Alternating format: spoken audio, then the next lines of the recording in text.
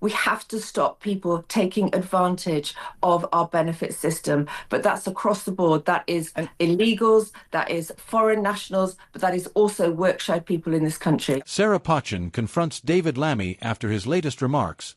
Audience left stunned. You're not going to believe what just happened.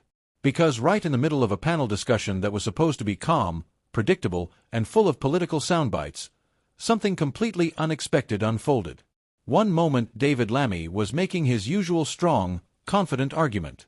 And the next, Sarah Pochin, normally composed, thoughtful, measured, stepped forward and confronted him with a clarity and boldness that instantly shifted the mood in the room.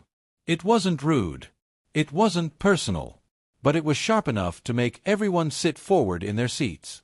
And what she said, well, that's the part people are still replaying online. Let's break it down. It all started during a live political forum attended by local leaders, community voices, journalists, and citizens who wanted real answers, not polished speeches, not rehearsed talking points, but something genuine. David Lammy took the microphone and began speaking passionately about national unity, community responsibility, and policy challenges. He's known for his strong voice and firm delivery, the kind of speaker who rarely gets challenged in real time. But halfway through his comments, something shifted.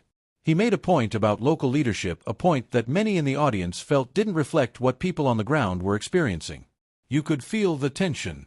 People glanced at each other. Whispers spread across the room. And then, slowly, confidently, Sarah Pochin raised her hand.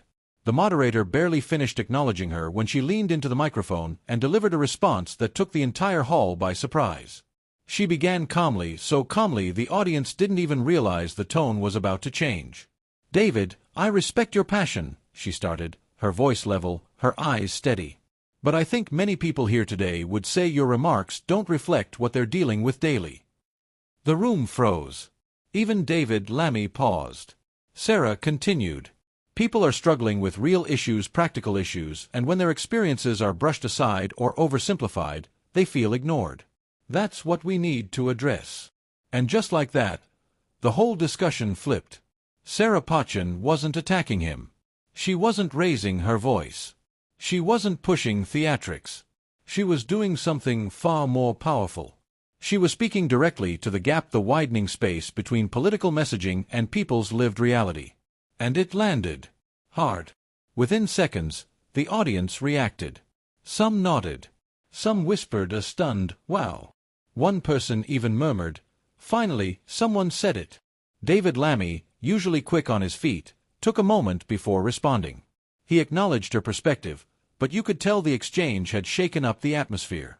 Journalists at the back started typing furiously. Camera operators zoomed in. Clips began circulating online before the event had even ended. One political reporter tweeted, Sarah Pochin just delivered one of the most direct challenges to David Lammy we've seen in a public forum. Calm but razor-sharp. Another wrote, this might be the moment people remember from today's event. A rare moment of honesty cutting through predictable political messaging. And the reactions didn't stop there. Public comments poured in on social media. One viewer posted, Sarah Pochin didn't slam anyone.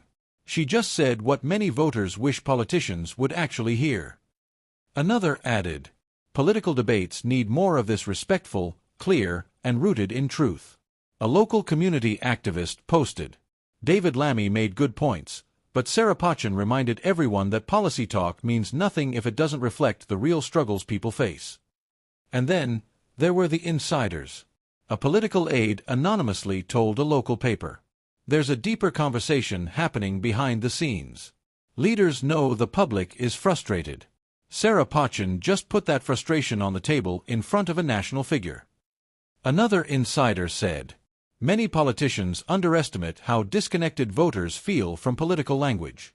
Sarah's comments hit that nerve. This wasn't just a moment. It was a message. And here's the part that's really interesting.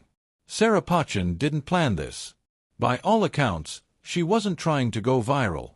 She wasn't trying to embarrass anyone. She simply reacted to what she heard in real time, in front of everyone, and reflected what she felt the audience was thinking. That authenticity. That's what made the moment explode. Because here's the truth. People are tired of politics feeling like a performance. They want clarity, honesty, real talk. When a politician or public figure expresses something that doesn't match their daily experience, the public notices. And when someone steps up and says, "Wait, that's not the reality people are living," it changes everything. So what does this mean for David Lammy? One thing is certain: he will have to respond more clearly to those concerns, because now the moment is out there. And it's not disappearing anytime soon. This exchange has started a wider conversation about policy versus lived experience, leadership versus connection, and whether national voices truly understand local struggles. Political analysts are already calling it a turning point in how these conversations are happening. A sign that voters want straight talk, not speeches. A reminder that pressure doesn't come only from opponents, it can come from colleagues who care about honesty. And that leads us to the big question: what happens next? Does this moment push David Lammy to adjust his message? Does it empower more leaders to speak openly? Does it remind politicians that voters aren't just listening, they're judging whether what they hear matches their reality? Because if this moment is just the beginning, if this is the spark before the fire, how much deeper will this conversation go? And who's going to step up next and say what everyone else is thinking? Whatever happens, this exchange between Sarah Pochin and David Lammy has already become one of the most talked about political moments of the week. And trust me, people will be replaying it for a long time.